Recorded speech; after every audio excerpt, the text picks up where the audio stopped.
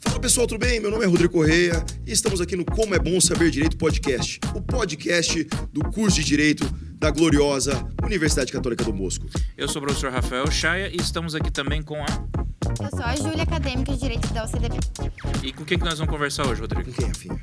Bem, hoje nós vamos conversar com o defensor público da União, Dr. Silvio Grotto. Ele começou a carreira dele como estagiário da Defensoria Pública de São Paulo, passou por 3 concursos públicos, sendo da Defensoria Pública do Estado do Pará, onde atuou aí no ano de 2011 até 2014. Ele é coordenador do Núcleo de Combate e Prevenção à Homofobia da Defensoria Pública do Estado do Pará, sendo responsável por realizar o primeiro casamento homoafetivo, passando também pela Defensoria Pública da Bahia. Coordenou o projeto DPU para Todos no Pantanal desde 2022 e já foi coordenador também de atendimento da Defensoria Pública da União do Estado do Pará. É especialista em Direito de Gênero e Homofobia pela Unisanta e é pós-graduado em Direito Penal, adivinha por onde? Por onde? Pelo CDB, aqui em Campo Grande. Então, rapaz. Dr. Silvio, seja muito bem-vindo. Obrigado, estamos aí para esse bate-papo. Esse currículo aí, 10 anos, não demonstra muito do que a gente faz, que é uma loucura, é um Big Brother. A gente sempre diz que ser defensor é ser um atuante do Big Brother. Muito bom. Doutor Silvio, tem uma pergunta pro senhor. O senhor conhece a Joelma? Conheço. Sério, cara? Na verdade, quando eu morei em Belém do Pará, eu morava no bairro da Gabi Amarantos. Era bem interessante. Que era próximo à periferia e ela reside lá. Inclusive, ela sempre está por lá e ela é super acessível lá. E tomei muito tacacá lá. Eita. Já respondeu a segunda pergunta. Tá vendo? Doutor, eu vi ali que o senhor realizou o primeiro casamento homoafetivo e esse é um tema que me agrada muito, porque em idos de 2007, quando tinha que escrever uma nobre monografia, o professor, o orientador é o professor Delmiro, que é professor da casa ainda, e eu escrevi lá em 2007 sobre a união homoafetiva. E eu lembro que na época era tudo mato, né? E a grande expoente era Maria Berenice Dias. E como é que foi esse primeiro casamento? Então, tudo começou no meu curso de formação na Defensoria do Estado do Pará, que já me jogaram no Núcleo de Combate à Homofobia, lá no meados de 2011. E lá já tinha uma estratégia da Defensoria do Estado, ela fazia o seguinte, ela pegava e fazia acordos de união estável e mandava homologar na Justiça Estadual de lá. Era bem interessante. E aí, assim, tanto é que desses acordos que eu continuei fazendo depois, a gente fez até um trabalho na minha pós-graduação lá na Universidade Federal do Pará, de fazer um levantamento do que os juízes decidiam. Distribuía para a vara da família. Então, até a gente lançou um livro que aí fala o seguinte: qual o perfil que o magistrado lá em meados de 2011 entendia sobre o casamento homoafetivo. Alguns entendiam que não era casamento, era uma loucura. Chegava até a mandar para a vara civil que achavam que era sociedade fato, né? Sim. E aí alguns juízes homologavam como casamento e tudo mais. União estável, acabou. Então, lá foi precursor nisso. Então, assim, já se fazia muito coletivo. Inclusive, fazia cerimônias. A Defensoria do Estado lá fazia cerimônias para essas uniões estáveis homoafetivas. E logo em seguida veio a decisão do STF reconhecendo a união estável. 4277. Sim. Isso. E aí, estou lá no núcleo, falei, já saiu a decisão do STF, bora nos cartórios tentar converter. A gente sempre dá um passo à frente. Claro, vamos converter em casamento. Se o STF reconheceu como união estável, vamos reconhecer em casamento. E aí, rapaz, quando eu fui procurar o cartório, um senhorzinho de 80 anos me atendeu, que era o cartorário. Foi difícil. Que delícia. Não fluiu. Não fluiu. Não teve jeito. E aí o CNJ veio, regulamentou, e aí a gente iniciou. Foi o primeiro coletivo. Eu acho que foram 26 casais convertendo em casamento. Aí veio o juiz, veio todo mundo, e a gente fez o primeiro casamento coletivo homoafetivo do Brasil. Isso foi em 2011? Foi coisa de 2 meses, 1 mês depois da decisão do CNJ. Doutor, e para quem é leigo, para quem não é do direito, qual que é o impacto de você mudar esse reconhecimento de união estável para casamento? Qual é a vantagem que você tem em tratar essa união como um casamento? Vamos lá para a prática do dia a dia nosso da área de direito. Gente, é uma prova documental, vai acessar todos os direitos que a gente tem enquanto casado. A união estável, ainda que não formalizada.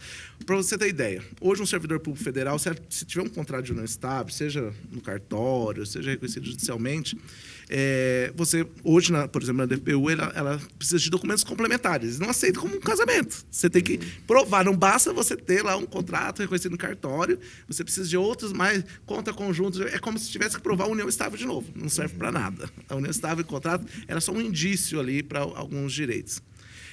O casamento, não. Casou, ninguém questiona você. É um documento, assim, com uma força, teve um impacto, eu acho, para a comunidade LGBTQI+, assim, gigantesco. E não tem, acho que não deve ter. Então, aí, doutor, está tendo esse novo movimento aí do projeto de lei para proibir. O que o senhor pensa sobre isso? Eu não entendo esse projeto de lei. O que o senhor pensa sobre isso, doutor? Na verdade, eu não queria entrar nesse debate, porque a bancada conservadora, ela quer, de toda forma, limitar. Isso vai causar um grande impacto, mas a gente já sabe que é inconstitucional, não adianta, o STF já reconheceu. Na verdade, faz parte de um movimento de ceifar direitos aí, mas... É que eu penso assim, na minha humilde opinião, posso estar muito errado, mas geralmente não estou, é que o problema é que se confunde significantes com significados. Né? Nós temos o significante casamento, que é tanto para a área religiosa quanto para a área civil, né? E é isso, mas são coisas distintas. Uma coisa é o casamento religioso, outra coisa é o casamento civil, né, para reconhecer direitos até pós-mortem. Né? E é isso que eu não consigo entender. Eu fico meio nervoso com isso aí. Dependentes em plano de saúde. Exato. Não, com certeza. Na verdade, se tenta. Eu não tem como não fugir da questão conservadora de ceifar direitos. Não é porque querem criar uma distinção, porque são dois homens, são duas mulheres ou um casal héteros. É ceifar direitos. Faz parte da nossa ideologia, talvez, de conservadora. Mas, eu acredito que talvez esse assunto vai ser debatido daqui a alguns anos, vai ser resolvido. Eu mesmo sou casado há 12 anos. Meu companheiro e tudo mais é muito diferente. O tratamento depois que você casa é diferente. Então, assim, eu posso falar por mim, eu sou experiência viva disso. E o senhor recomenda casar? Aí já são os 500. Eu tô fugindo. Não, gente, casem, é muito, muito bom. Eu recomendo, hein? Recomendo. O senhor, aproveitando o gancho, o senhor viu muito no estágio da Defensoria Pública a união estável, no caso da homofetividade, e aí depois o senhor, como coordenador, levou para o casamento. Como que foi essa diferença de sair do estágio e levar como coordenador? Assumir essa responsabilidade de ir à frente. Cara, é muito pesado você ter responsabilidades, né? Responsabilidade. Por exemplo, eu tentei entrar agora na DPU, tem um GT, chama GT da homofetividade. Cara, já queriam que no outro dia eu fizesse sustentação oral no STF. Aí eu falei, não, menos, eu não tenho tempo, eu tenho que trabalhar aqui na unidade. Não, um beijo pra galera, pra justiça. Eu fui da advocacia e fui da defensoria. Os órgãos públicos te proporcionam muita coisa, assim, de trabalho, você consegue desenvolver um trabalho legal, é bem bacana. Mas, assim, é totalmente diferente você ser responsável por uma demanda tão forte como essa, que a gente ainda evoluiu muito. Não vamos dizer que não evoluiu. Quando eu era estagiário, nem se conversava sobre. Né? Nem se conversava sobre. Hoje a gente está discutindo se retroage, o pessoal se retroage direitos, né? Então, assim, é bem diferente e é muito pesado. Além dessas questões voltadas para gênero, etc., o senhor já atuou também no campo penal, no campo civil? Na verdade, eu atuo. Né? Atua até hoje? Hoje a Defensoria da União aqui em Mato Grosso do Sul, já estou 8 anos aqui, a gente fala que a gente já foi especialista. Por exemplo, eu trabalhei no Presídio Federal 1 ano e meio, ali atuando só com os presos federais, que já são outro nível de atendimento. Depois, se você não aguenta aquilo lá, acaba com o seu psicológico. Aí eu fui especialista na área previdenciária. E hoje a gente fala que a gente é geral, porque a gente é um clínico geral, né? Hoje, agora a gente especializou os núcleos e é clínico geral. Então, eu atuo desde a auditoria militar, crime militar, os crimes federais, de modo geral, contrabando, tráfico internacional e tudo mais, migrante, saúde. Hoje a gente faz tudo um pouco. Então tem muita história para contar, então, pô. Tem. De todos esses casos aí, tem algum, assim, que tenha te marcado, assim, por questão do absurdo, assim, que você olhou e falou assim, cara, Não acredito que eu tô tendo que mexer com isso aqui. Teve alguma coisa que... Cara, teve assim, parece simplista, mas para aquela pessoa era importante, aquilo me causou muita revolta. Foi um senhor que estava passando com um caminhão, foi bem interessante, ele estava passando com um caminhão de frete, e aí o contrabandista ligou, tem um frete para levar até na rodoviária. Ele encostou lá o caminhãozinho dele, coitado, fazia frete, vivia daquilo. E a Polícia Federal chegou na hora, prendeu o caminhão dele e tudo mais. E aí vão lá para o processo. Um processo que não é muito demorado. Anos. Sim. Quer dizer, já tirou ali o direito dele de sobreviver, lá, de comer. Eu só sei que no final foi absolvido, porque ele não tinha nada a ver com o Leco-Cré. O próprio o autor do delito lá confessou, falou, não, a gente só contratou. E aí o juiz, inclusive, absolveu. Só que absolveu com falta de prova. Mas ali ficou muito demonstrado que ele não tinha nada a ver com as coisas. Então é coisa de piranha. E a gente levou para o tribunal foi lá e reformou. Assim. Então, reformou, absolveu por não estar... Era inocente e tudo mais. Qual que foi o problema? Que eu fiquei assim... Como a justiça... Não é justa as coisas. O caminhão dele foi vendido pela Receita. Porque... E aí o valor, todo mundo sabe Antes que o valor... Antes tem julgado a sentença. Já tinha sido vendido. Tem isso, cara, tem isso. Tem. Para não ficar no pátio, o cara O pega... descarte. E aí os vende, valores, assim, que eu fico muito puto, é a questão dos valores quando vende por esses leilão. pátios, esses leilões aí, são risórios. Sim. Ele não vai recuperar Pô, nunca. só que, em tese, perda de bens e valores é feito de sentença penal condenatória. Você não pode sair desfazendo dos bens Então, dessa mas aí o que forma. o cara faz? Para não deixar no pátio para perder Na valor... teoria, pelo menos, né? Mudou. Antigamente era assim. É hoje porque é a tese é o seguinte, tá no pátio, vai lá, vai desvalorizar, vai estragar. Então ele vende e põe na conta do juiz. Depois devolve. Só que é aquele leilão, né? Aquele leilão que- Quer dizer, maravilhoso, o né? caminhão, Menos é o caminhão 50%. vale 100 e os caras pegaram 40 para vender. Primeiro já começa o erro ali na avaliação. Por exemplo, o casamento o vale 100, aí você questiona, o vale 100, ele já avalia por 60, 50, porque ele diz que para vender logo no leilão é esse valor. Não é o valor do coisa, é o valor que para poder vender no leilão. Então, a avaliação ali eu já fico puto, porque ele diz assim, não, para vender é mais difícil, então eu avalio menor. Isso. E aí, depois que vai o leilão, ainda reduz para metade do preço daquilo. Então, sai um quarto do valor. A sociedade é lesada aí de forma Aí, doutor, absurda. então eu vou ter que fazer uma provocação. Não, provoca não. Não, Não, provoca a não. gente gosta de fazer provocação. Manda ver. Assim, eu sou professor de direito penal aqui na casa e a gente começa a enxergar algumas divergências entre a teoria e a prática que são muito grandes e essa é uma delas. Tem duas coisas que me incomodam, eu queria ver o que o senhor acha com relação a isso. Porque, de um lado, a gente percebe que a gente tem um direito penal que é extremamente reativo.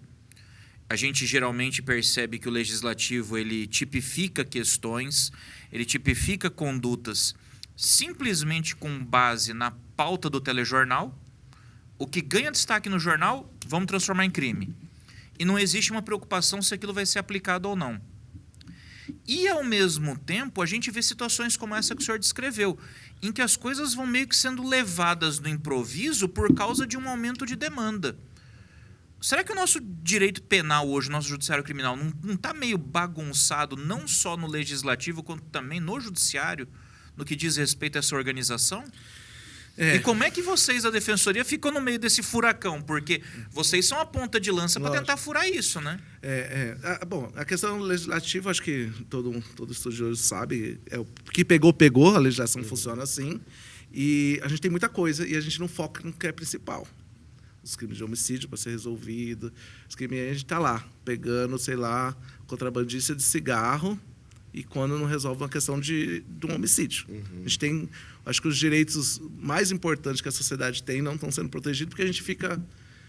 É tanta normativa que poderia ser resolvida na área administrativa que a gente não entende por quê. Mas o legislativo funciona assim e eu não acredito que... A legislação penal nossa é inchada, né, É inchada cara? demais. É inchada demais. É crime, né?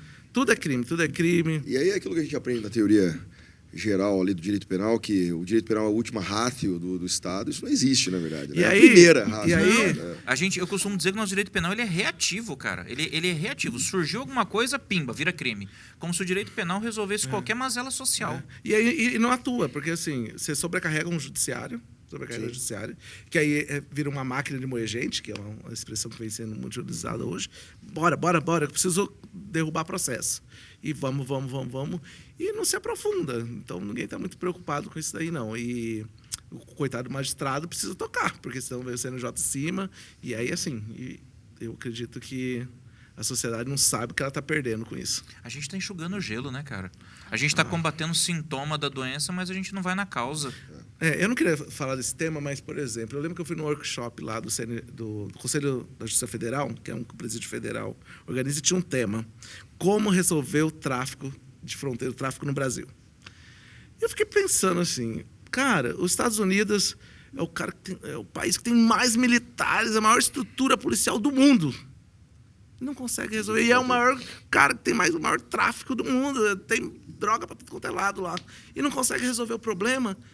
E nós aqui, cara, você vai fazer o quê? Vai pegar toda a arrecadação, colocar e não vai resolver. Então, assim, eu acho que interessa a quem alguns tipos de combate ao crime. Interessa a quem? Vamos colocar o judiciário, a defensoria, para contratar mais gente, porque é importante, a gente precisa de mais processo. A polícia, para ter mais policiais, a gente tem que fazer essa pergunta, porque tem que ter uma efetividade, não adianta ficar sonhando que vai acontecer isso, não vai resolver. Eu acho que, às vezes, o pessoal acha que a resposta é simples e não é tão simples. Eu vejo isso, doutor, que a gente não debate mais nada, né? Vem uma solução pronta, seja no Congresso, seja no Judiciário, é isso. E não há uma conversa, será que isso é bom, é ruim, audiências públicas? É isso que me pega. Por exemplo, essa questão do próprio combate às drogas, né? Teve essa discussão no Supremo, agora há pouco, a respeito, é 60, é tanto. Mas, assim, o Legislativo ele já poderia ter feito esse debate. Não digo nem votar, mas vamos debater, vamos trazer à baila isso aí, o que a população quer. E, no final, faz plebiscito. Para entender o que está acontecendo, o que a população acha. E fica muito superficial, meia dúzia de pessoas decidem e acaba acontecendo isso. E deve ser muito triste, viu, ser defensor público e magistrado da Justiça Federal em Mato Grosso do Sul, né? Porque tem, assim, quando mais lá para leste deve ser mais tranquilo, porque a fronteira aqui deve ter demais, hein, doutor? A gente tem muito forte a questão do ali. tráfico. O tráfico é muito grande aqui. E, às vezes, por exemplo, a maconha mesmo, a média é de 400, 500 quilos cada vez que apreende. É bastante. A cocaína, geralmente, é uma quantidade menor, mas porque ela é um produto muito caro e vira muito. Por exemplo, na época da eleição, a gente tem crime, por exemplo, até dentro dos militares. Teve uma apreensão que foi feita esse final do ano passado, que eles estavam vindo de Corumbá, se eu não me engano, com, sei lá, 40 quilos de cocaína dentro, 20, 40 quilos, sei lá, dentro do carro da própria militar. Esse caso nem saiu na mídia, né? É bem interessante. E para ver, está impregnado em todo lugar essa questão do tráfico, porque vale a pena. E aí vale a pena economicamente. Sim. Porque quanto mais você pressiona, mais fiscaliza, mais não sei o que, mais ela valoriza e mais compensa o tráfico. Então, eu acredito que quanto mais suba o produto, mais atraente é para a mula fazer o trabalho. Sim. E são mulas, gente. A gente prende muita mula. O que é a mula? A pessoa que está lá, sei lá, devendo a água, a luz, e o cara... E aí o cara oferece R$5.000 para pegar o carro aqui e deixar ali. No Hermazorze, mais de 90% das presas é por tráfico de drogas. Mas já é. Assim, a gente estava fazendo ação social semana passada, né? Eu estava lá na ação social, uma cliente minha que era, né, a famosa mula mais de eletrônico e tal. Chegou lá na fronteira, chegou um cara, leva essa caixa para mim. E aí a polícia parou, 24 quilos de maconha, todo mundo preso. Buf. Né? Tem muito disso, né? Porque vale a pena economicamente para todo mundo. Porque é um valor... Para o miserável, eu digo que não é irresistível, mas se você vê o contexto dele, acaba sendo irresistível, porque é um valor muito alto, né? Para ele é praticamente ele muda a vida dele. Sim. Agora, sabe o que é irresistível? O que é irresistível, Chay? Irresistível é você ter a oportunidade de estudar direito na melhor universidade do estado, hein, velho? Cara, o Chaya, ele mete uns jabá assim no meio, cara. Mas, cara, a gente tem que falar a verdade, cara. Você quer se profissionalizar, você quer entrar no mercado, você tá vendo as histórias do doutor aqui, poxa, ouvindo, eu quero atuar nessa área criminal, eu quero atuar nessa área social, eu quero mexer com casamento homoafetivo. Cara, você tem que ter uma formação de qualidade, pô. E aonde vai se formar? É na UCDB, cara. É lógico, Chay. É só na UCDB que você vai ter os melhores professores que vão te fazer essa formação, que vão te proporcionar esse conhecimento. Então não pode perder tempo. Vai estudar direito? Vai direto na melhor. Vai no CDB, pô. Vem com a gente, vem com a gente. A gente tem bastante estagiário de vocês lá na Inclusive, defensoria. deixa eu fazer essa pergunta para o senhor. Para quem quer fazer a loucura de entrar na defensoria, para encarar esse turbilhão, Qual que é o principal conselho que o senhor dá para o acadêmico que está entrando assim no primeiro dia de estágio, tá cru, não sabe o que espera? Primeira coisa, tem que gostar de gente. Ser defensor tem que gostar de gente. Não adianta você... eu já não convido quem não gosta de pessoas a ser um defensor público. Porque não é uma... Porque você tem que ter muita empatia para trabalhar com crime. Sim. Tem que ter muita empatia para trabalhar com aquele senhorzinho, aquela senhorinha que vai lá pedir o benefício de aposentadoria. E, às vezes, a maioria deles vão lá só para ser ouvido. A gente tem um grande público. Inclusive, a gente está querendo fazer... Estamos já em tratativas de fazer um convênio com a CDB aqui com o pessoal da psicologia. Porque eles gostam... Os idosos gostam muito de ser ouvido. Acho que as famílias hoje estão... essa correria de trabalhar e tudo mais, e não dão atenção para os seus idosos. E é engraçado que a gente, como advogado, sente isso às vezes também. Eu mexo muito com casos, por exemplo, de aposentado e pensionista que são vítimas de golpes na internet. Sim. Cara, às vezes a pessoa vai no escritório, senta para conversar com você, em 5 minutos ela conta o caso. Mas a conversa dura 40 minutos. Ele só quer bater papo. E a gente escuta, a gente ouve. É importante isso. Então, a gente percebeu, assim, a gente está com uma equipe muito boa hoje no setor de atendimento nosso lá e faz esse acolhimento. Mas a gente precisa de ter um toque profissional. Por exemplo, a gente tivemos, no começo do ano, dificuldade com o autista. E aí a gente percebeu, a gente tem que ter uma sala própria para atender o autista e fizemos um treinamento, inclusive, da equipe para como lidar. Porque eu lembro que teve uma crise lá num assistido nosso e a equipe não sabia nem como lidar. A pessoa me chama o bombeiro e tudo mais. E aí, assim, hoje a gente já...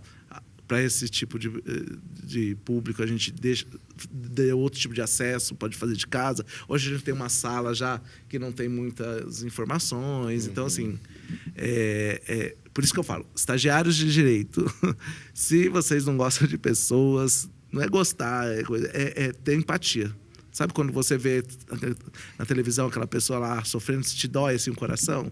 Então aí você pode ter certeza que você vai ser um bom defensor. Não, mas é ou estagiário. É interessante o senhor falar isso, justamente porque às vezes o aluno ele acha, quero fazer concurso. Aí você pergunta, para quê? Para qualquer coisa que paga 10 mil reais. Não é assim, né? Tem que ter uma vocação, né? Não, eu acho que tem. Tem que ter o tato, a paciência. Não é só chegar e vou fazer concurso, vou estudar e chegar lá e... Eu acho que eu comecei o estágio, quando eu comecei o estágio da Defensoria Pública, eu fiquei apaixonado, porque assim, cara, você é um filantropo, você ajuda as pessoas, só que você ganha para isso, cara, ter um melhor dos dois mundos, você ganhar e poder ajudar as pessoas. E eu acho que o bom profissional é aquele que ainda que você dá um resultado negativo para ele, olha, você dá um parecer que não cabe jurídico, a pessoa sai satisfeita. Quando você chegar nesse patamar, você descobre que você chegou no seu ápice. Porque uma coisa é você entrar com um processo, ganhar para a pessoa. Outra coisa é a justiça dá, né? A gente não ganha nada. Quem dá é a justiça reconhece. Por exemplo, chegam algumas pessoas lá que não tem direito, está prescrito. E aí você conversar com ela ao nível dela sair satisfeita pelo atendimento e agradecer. Aí você chegou no seu ápice. Cara, isso é sensacional. A gente tem que lembrar que isso é o direito. O pessoal sempre olha assim com um certo preconceito e fala assim, tá defendendo bandido. Não é defender bandido. A gente está defendendo o julgamento justo. O direito ele vale para todo mundo. Você como cidadão, se você sofrer uma abordagem irregular amanhã, você precisa de alguém do direito para poder te defender. O mesmo vale. O cara violou a lei? Tudo bem, violou a lei. Vamos fazer com que ele responda dentro do grau de responsabilidade daquilo que ele cometeu. É isso que é o devido processo legal. A gente queira, quer não, a gente trabalha com o devido processo legal ainda. O direito ele não é retributivo, ele não é simplesmente punitivo. E o papel da Defensoria Pública é importante por causa disso, porque garante um dos direitos mais básicos do cidadão, que é o direito à ampla defesa. Não é todo mundo que tem condição de contratar um advogado. Esse é o papel da Defensoria, não é, doutor? Isso mesmo. Eu sempre digo, Rafael, que se as instituições funcionarem corretamente, o advogado ou o defensor público entra mudo e sai calado num processo. Sim. Verdade. Porque se funcionar plenamente dentro do que está previsto na lei, a gente não precisa... É pura verdade. A gente é praticamente um fiscal da lei. O advogado é. Pura verdade. Não, mas quando você pega... Por exemplo, eu atuo muito na justiça comum estadual, né? Tanto no criminal quanto no civil, mas você vê que quando você tem um determinado juiz que respeita, você pouco fala em audiência. ele já administra aquela coisa toda, e até o cliente fica bravo, viu, doutor? Você não falou nada na audiência. Doutor, Eu imagino. A área de advocacia é diferencial, mas às vezes o silêncio no criminal é o mais importante. Sim. Quando como você vai indagar a testemunha, o policial? Para quê? Ele vai estar ali para prejudicar o seu cliente. Você não tem, Exatamente. às vezes, a testemunha criminal às vezes não vale a pena. Realmente é diferente. E, Júlia, você vai para a defensoria? Você está no nono semestre. Nono O semestre. que você vai ser quando terminar a faculdade? Eu quero seguir carreira da advocacia. Advocacia. Da advocacia. Mas na minha sala eu conheço muitas pessoas que querem a defensoria. Muitas pessoas. Inclusive, 2 amigos meus estagiam na defensoria. Ah, é? Estagiam A gente na tem DPU. hoje a gente tem o estágio de graduação e o estágio de residência jurídica, que é o de pós. A gente tem, acho que está quase 30% de pós e 60% de... E ali é um aprendizado, gente. Eles são apaixonados. Eles falam que é exatamente o que ele falou, o lance do público. É você ver o dia a dia, ter contato com a pessoa e conseguir ver no olho dela que ela sai realizada, porque você conseguiu chegar, dar o que ela queria. A conversa, você ter o tato de conversar, sentar, só uma simples conversa. Não é nem que você resolveu o problema dela, não é que, assim, ela saiu com R$1 milhão, mas você sentou, conversou, fez ela entender. Ali, para ela... O estágio tem disso, né? E eu vou já fazer um lobby da Defensoria da União, que lá o estagiário faz peça, só peça. Então, assim, ali você vira uma máquina de fazer peça e, assim, você sai com uma experiência, uma bagagem gigantesca. E ali a gente não coloca para fazer serviços outros, que a gente sabe que acaba, talvez, no escritório acaba...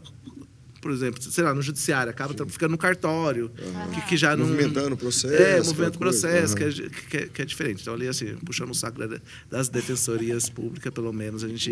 Mas eu sempre tem falo isso, doutor, até mesmo pro acadêmico que quer ser advogado. Porque vai pro escritório, aí às vezes não tem, vai pra defensoria, vai aprender de tudo. Ali, a gente sempre diz, no mínimo sai o melhor advogado que pode sair. Cara, isso no é legal, mínimo. porque o cara ele acaba treinando, ele treina as hard skills, ele vai aprender a peticionar, ele vai aprender a fazer análise, mas está treinando soft skill também. Exatamente. Está treinando o atendimento ao público, está treinando a questão da oratória, está treinando também a questão de identificação de linguagem corporal, porque uma coisa que eu tenho certeza é que também vocês aprendem a identificar quem está mentindo ou não. Sim. O cara vem com uma historinha, você já olha assim e fala assim, opa, O cliente peraí. nunca tá mentindo, irmão. Rapaz. O cliente sempre fala a verdade. E é uma coisa que faz muita falta em estágio, principalmente em escritório. A gente não tem comunicação com o cliente. E isso é difícil, assim. Por que vocês têm que ter? Porque quando você se formar, você vai ter que atender o cliente e o cliente não sabe... Ele sabe o que ele quer, mas ele não sabe dizer como. Exatamente. Por exemplo, Perfeito. lá a defensoria chega a pessoa... não sei o quê. Gente, a gente às vezes demora meia hora para entender o que ela quer. Na verdade, já nem ela sabe o que ela quer. Às vezes ela ouviu em algum lugar, ela vem falar sobre FGTS, BIS, ela vem falar sobre um tal demanda, é demanda Y. E, assim, e também tem as coisas muito boas da defensoria, que é as conquistas que tem. Quando um assistido nosso ganha alguma coisa, a gente ganha junto. É interessante, esses dias a gente participou do mutirão Pop Rua, lá no antigo Cetreme. E tinha um caso lá de um assistido que estava em situação de rua. E aí estava com um processo rolando em Corumbá. E aí apareceu ali. E aí ali o juiz já concedeu lá o LOAS deficiente para ele, porque ele precisava. Só que o processo de Corumbá já tinha mais de 10 anos rolando. Previdenciário? Previdenciário. Aí o juiz pegou, falou assim... A defensoria assume. Entramos no processo, mandamos os laudos. O que tinha aqui, cara, saiu a sentença semana passada. São 10 anos de retroativo. Aproveitou o laudo, foi feito aqui. Cara, assim, é o ápice da coisa. 10 anos de retroativo, não é que é algo bonito. 10 anos de retroativo eu sempre digo, quando tem um valor muito alto para receber, significa que foi um problema estatal. Com certeza. Muito tempo. Gente, quando paga atrasado, significa que você demorou para chegar naquele momento. Recebeu 100 mil. Quando falou precatório, eu fico com dó. Poxa, precisou percorrer tudo isso, 5 anos, 6 anos para receber, sendo que era para ser a justiça era para ser algo para ontem. E é um sintoma daquele inchaço do judiciário que o senhor mencionou agora há pouco, né? Vou te passar os dados. Até julho desse ano, a gente tinha uma vara federal juizado. com 25 mil processos. Nossa senhora. Não vai dar certo isso aí. Não vai. 25 mil processos. Feito pra dar errado. O juiz tinha uma produção gigantesca, a vara tinha uma produção gigantesca, só que Não não dá anda. conta. Não anda.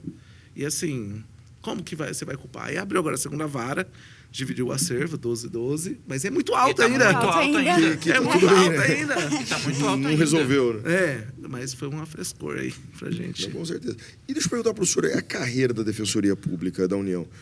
Quando a pessoa ingressa no concurso, ela pode servir em qualquer lugar ou é regionalizado? Igual os TRFs? Não, a da União é igual o MPF, é nacional. Então, hoje, sim, por exemplo, você começa... como ela não está toda enraizada, praticamente ela está nos grandes núcleos. Eu lembro que quando eu tomei posse, você começa geralmente por Rondônia, Roraima, geralmente nas capitais. Mas eu, com 15 dias, já fui para Belém. Eu estava lá, já quis voltar para lá. Com 15 dias, estava tendo uma remoção, já ia mover para Belém. Então, é uma carreira que movimenta muito rápido. E aí, você presta um concurso... O meu concurso eu fiz aqui. Apesar de morar no estado de São Paulo, eu falei, vou prestar, dessa vez, a primeira fase aqui. Aí fiz a primeira, passei a primeira, a segunda, e aí eu fui entregar os títulos para fazer a prova oral. E aí eu cheguei, né, no segundo dia, falei assim, e aí, tem muita gente? Eu era o único daqui que tinha passado daqui no estado e que ia fazer a prova oral. Você faz a prova oral, como qualquer outro magistrado e tudo mais, e aí você vai tomar... Hoje tem uma segunda fase do concurso, que é esperar a posse. Você fica ano, 1, 2 anos, 3 anos Tudo esperando. isso? Não, geralmente uns 2 anos. A Defensoria, de modo geral, convoca todos os seus aprovados. Então, a DPU não fugiu à regra. Aí você vai para Rondônia, e aí você escolhe o defensor público inamovível, como magistrado, os MP. E aí, só que aí você tem um amplo leque, que é nacional. Não sei se isso é bom ou se é ruim, porque você fica tentado a morar em Fortaleza, depois você tenta no Sul, e você fica... Mas eu parei aqui para tomar uma chuva, e no final estabeleci casa, já estou 8 anos, vou morrer e ter meus filhos aqui.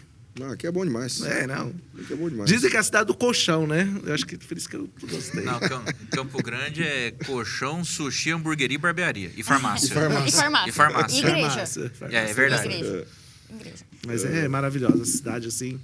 Eu morei em Belém, é uma cidade hiperviolenta. Aí, quando eu fiz a pesquisa, Campo Grande é a cidade acima de 50 mil habitantes, a mais segura do Brasil e faz jus. Nossa, Cara, é que Campo Grande tem uma magia que eu gosto de dizer, que é uma capital com cara de cidade interior. É sensacional morar aqui, eu vim cara. de Curitiba, né? Eu cheguei aqui, assim, você olha no bairro, as pessoas sentam na frente de casa e tomam tereré. Não é a realidade do resto do país. Não é só que isso. Não é. Eu lembro que eu morava lá em Belém, um quarteirão do supermercado, eu tinha que deixar o celular em casa, eu descia do meu condomínio, aí o porteiro, acabaram de saltar alguém ali. Fiz. Cara, Aí você vestia meio com aquelas roupas bem velhas, pra poder andar a pé na rua. Quer ver um lugar que eu fiquei esquisito, cara? Eu fui lá pra Fortaleza, aí eu chego no hotel, aí o recepcionista ele fala assim, então, tudo bem? Tá, tranquilo. Você sabia que aqui é a capital nacional do homicídio? Eu falei, meu Deus do céu, né? Porque se for a capital nacional do roubo, é só não ter celular. Agora, do homicídio, é só não sair na rua, né? É só o cara não gostar da sua cara. Né? Exatamente. Cara, e aqui é uma cidade muito tranquila mesmo, muito tranquila. Quando eu era defensor do Estado lá no Pará, cada região tem seu crime típico. Rondônia é os crimes ambientais. O Pará, enquanto defensor do Estado, no interior, era os crimes de violência sexuais. Assim, a barbaridade. Assim, é caso do marido, vou sair ali para ir tomar uma cerveja no bar, o vizinho vê, pular o teto e violentar a esposa. Isso? É nesse nível. Assim, os crimes sexuais lá são muito pesados. Assim. E o daqui, graças a Deus, é bem empoderado. É o tráfico, né? Que o nosso. É que é corredor, né? Não tem jeito. Não é desse jeito. E aproveitando Campo Grande, Pantanal, conta pra gente como que surgiu o DPU para Todos, Pantanal. Vamos lá. O DPU para Todos é um projeto nacional que cada chefe de estado pode colocar no seu estado. O nosso a gente não tinha colocado nada aqui. E aí a gente tinha a população indígena para atender, tinha o ribeirinho, que eu desconhecia, então por isso que a gente tem que andar. Eu acho que cabe ao defensor público, as autoridades têm que andar no seu estado. Eu acho que aquela questão de você morar no local onde você trabalha vem disso. Você conhecer os problemas sociais, entender a realidade local. Sim. E ou eu poderia pegar cidades onde que não tem sede de defensoria. E aí, quando eu fui num primeiro mutirão que a Justiça Federal fez, o Juizado Especial Federal itinerante foi lá, falei, caraca, nós temos ribeirinhos em Mato Grosso do Sul. Gente, é uma população, assim, extremamente vulnerável. E não é uma questão de, por exemplo... eles conseguem ser mais vulneráveis que alguns indígenas. Por quê? Para você sair ali de Corumbá, para ir até um atendimento, eles pagam. Eles pagam, assim... Se é próximo da cidade, é uns R$200 para ir, R$200 para voltar. O pessoal, a maioria, vive de Bolsa Família. Se fosse médio Pantanal, ali chegando talvez na Serra do Amolar, eles pagam R$400 para ir, R$400 para voltar. E se for lá, já subindo lá, quase para Paconé, eles pagam R$1.200 para ir, R$1.200 para voltar. Traduzindo, eles não vêm, eles não descem. Como que eles fazem? Pega o cartão do Bolsa Família, ou o cartão do LOAS, ou da aposentadoria, deixa com algum conhecido ou algum familiar na cidade, que faz a compra e manda para eles. As casas, sim, aquela estrutura... E essa compra, para chegar lá, eles têm que pagar por quilo. Porque a gente não tem uma coisa essencial lá, que é o transporte regulado. Exato. Não tem o transporte público lá, seja ele terceirizado, não sei. Então, eles pegam, por exemplo, está passando um caminhão de boi, que é aquele caminhão de boi, não, desculpa, aquele barco lotado de boi, e aí eles acabam pagando. Então, é muito caro. Quando a gente chegou lá, eu falei, meu Deus do céu. E aí eu falei, bora montar um projeto aqui. Aqui vai ser interessante, porque é o pessoal mais excluído do estado, porque eles não têm como se locomover. A barreira é geográfica. A barreira mesmo. geográfica. E aí a gente começou um projeto junto com a Justiça Federal. A gente, por exemplo, a gente desceu para o Baixo Pantanal, coletou todos os... que é Baixo Pantanal, Alto e Taquari, que é o médio Pantanal, né? Subindo, descendo, e o rio Taquari, que secou, inclusive. Tá quase seco. E aí a gente foi lá, fizemos... captação, verificamos todos os serviços que precisavam, a gente senta com a Justiça Federal e ela chama todos os parceiros e a gente vai num dia no mutirão. Por exemplo, o Baixo Pantanal, nós fizemos acho que 300 audiências em 5 dias. Nossa. De RPV foi mais de R$1 milhão, só de atrasado. Aposentou, tinha gente lá que tinha direito de aposentar, que não tinha aposentado. É um absurdo. A gente agora está fazendo o do Taquari. Taquari provavelmente vai ser no meio do ano que vem. A Defensoria já está indo atender lá e já levantamos uma quantidade de pessoas. O Taquari tem época do ano que você não consegue acessar. Eu lembro que a gente ficou 6 meses sem ir lá porque não tinha como acessar, porque atolava, não conseguia. E mora várias comunidades lá, tem que ser atendida. São as populações famosas tradicionais, né? E a gente precisa ir lá, é o próximo mutirão.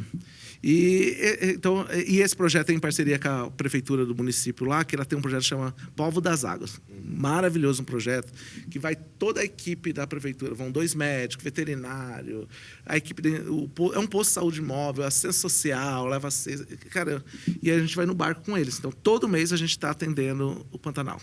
Uma vez por mês eles vão para baixo, outro para cima. Então, uma vez por mês a gente está lá, 7 dias, 8 dias, com um defensor público no mínimo lá, fazendo atendimento dessa população. Então não pode ser profissional de gabinete, não, filho. Tem que botar o famoso pé no barro. Mas, gente, o Pantanal é lindo, vocês precisam conhecer.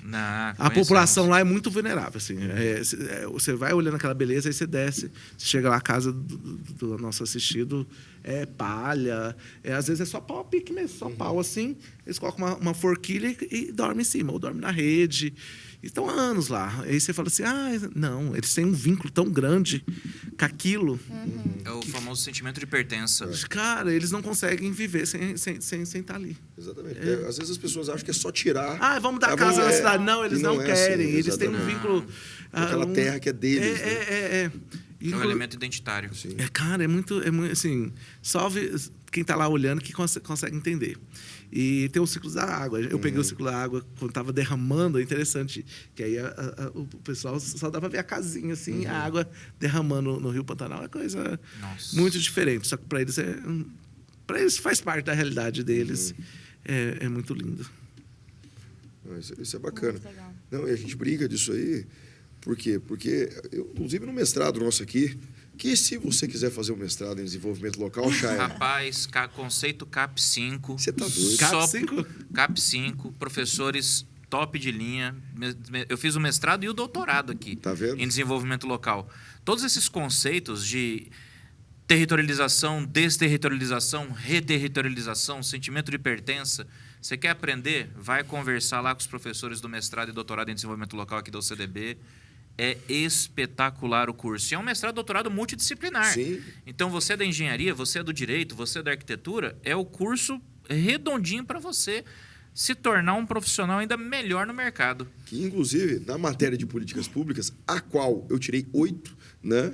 Era discutido isso, porque é muito simples a pessoa chegar, não, vamos fazer casas populares, aí tira o pessoal dali e coloca aqui. E, na verdade, não é essa a grande sacada da política pública. Não mesmo. É levar justamente o desenvolvimento para aquele pessoal do jeito que ele acha que deve ser, daquela comunidade acha que deve ser, e que não é fácil. Você está falando disso, Rodrigo, é interessante que estou saindo daqui, estou indo para o SBT para o Mutirão e depois vou para o Mandela. O Mandela teve essa questão de territorialidade. Sim. Uma das questões do pessoal lá do Mandela, para ser reassentado, para quem não lembra, o Mandela foi lá, aquela comunidade que pegou fogo há uns dias atrás. E é um grupo grande, mais de 200 famílias vai ter que ser realocadas. E uma das questões da territorialidade é que eles não queriam sair da região. Porque ali eles têm o seu serviço, suas escolas, seus serviços. Então, assim, o grande trabalho da prefeitura foi trabalhar com isso. Assentar eles, conceder moradia ou terrenos naquela localidade. Fora que se a gente for fazer a análise sob a luz da Lei 13.120... 13.123 de 2015, é o Marco Legal da Biodiversidade. Essas comunidades se classificam como comunidades tradicionais. Então, você tem que ter todo um cuidado para trabalhar, porque não é só você fazer como a gente está discutindo aqui, pega e realoca. Não, existe todo um elemento cultural tradicional relacionado ao local que tem que ser trabalhado na forma de desenvolvimento local. Não desenvolvimento no local ou para o local. Sim. Tem que ser um desenvolvimento local. Por isso a importância disso que o Dr. Silvio está falando. A gente tem que estar lá conhecendo a realidade, a gente tem que estar lá conversando, a gente tem que estar lá tendo o elemento da empatia que o senhor levantou lá no começo do nosso bate-papo, porque às vezes é muito fácil a gente chegar com a nossa visão pronta, pré-estabelecida, e falar assim, não, eu vou fazer algo melhor para você. Não, peraí, mas o que é bom para você pode não ser bom para aquela comunidade. A escuta é tão importante que eu lembro que a gente chegou lá, a gente já chega, eu posso oferecer isso. Não, calma. Primeiro você tem que escutar, tem que ouvir eles. Tanto é que, vamos dar auxílio moradia, vamos ver a questão da auxílio moradia, isso, aquilo. Não, eles não queriam. Vamos dar para um grupo tal. Não, eles não queriam. A fala era igual de todos lá. Nós só saímos juntos, a gente quer ficar junto. E aí a gente fez esse elemento identitário, né? A gente quer sair. Tanto é que falou assim: só sai a hora que sai todo mundo. Ninguém solta a mão de ninguém. Eu fiquei assim, gente, como que a gente aprende? 40 anos aí, igual o Rodrigão aí. Você está aprendendo, todo dia você está aprendendo algo diferente. É bem interessante isso. Não, bom demais. E, doutor, infelizmente, temos que chegar ao fim. E qual é a mensagem que o senhor pode deixar para os nossos acadêmicos do curso de Direito da UCDB? Gente, façam estágio na Defensoria da União, na Defensoria Pública do Estado, instituições que trabalham com direito. É importante a prática, a teoria junto à prática. Porque, infelizmente, quem não faz a prática vai sofrer muito depois no mercado de trabalho. E, assim, a nossa área é mexer com pessoas, então a gente tem que ouvir mais. E aí a gente vai começar a entender e simpatizar com nossos clientes, nossos assistidos e tudo mais. E, doutor, para quem quiser acompanhar mais o seu dia a dia, tem algum site, uma rede social que possa seguir? Hoje tem uma rede social pessoal que é minha, é Defensor Silvio Grotto, vai me achar lá e vai ver as loucuras do dia a dia de um defensor. E antes de encerrar, eu queria dizer um negócio que eu ouvi no programa Ana Maria Braga, que eu acho que é uma frase que tem que trazer para nós. Quando a gente vai falar com o nosso cliente, com o nosso assistido, a gente tem que tratar como se estivesse tratando a nossa avó. Sim. A conversa tem que ser como se estivesse conversando com a nossa avó, aquela que não estudou e tudo mais, porque a fala tem que ser mais acessível. Então, assim, eu acho que nós, profissionais de direito, precisamos ser mais simples. Eu acho que o direito tem que ser mais acessível e mais simples. Eu acho que é o próximo passo que nós, da área acadêmica, nós do direito, temos que chegar, para chegar acesso para todo mundo entender o que é justiça, né? Com certeza. Perfeito. Pessoal, eu agradeço a quem está até agora nos assistindo. E se você quiser, na verdade quiser não, segue no Instagram, curte e compartilha, porque temos que mandar essa notícia da Defensoria Pública não só para os acadêmicos de direito do curso da CDB, mas para todos aqui em Mato Grosso do Sul. É isso aí. No Instagram a gente está no perfil @direito.cdb, que também é o nosso perfil no YouTube, onde você consegue assistir esse episódio na íntegra. Também estamos disponíveis no Spotify em vídeo e nas principais plataformas de streaming. Sucesso total. Obrigado, doutor. Doutor, muito obrigado aí. É só convidar, a gente está aí. Valeu, pessoal. Obrigado.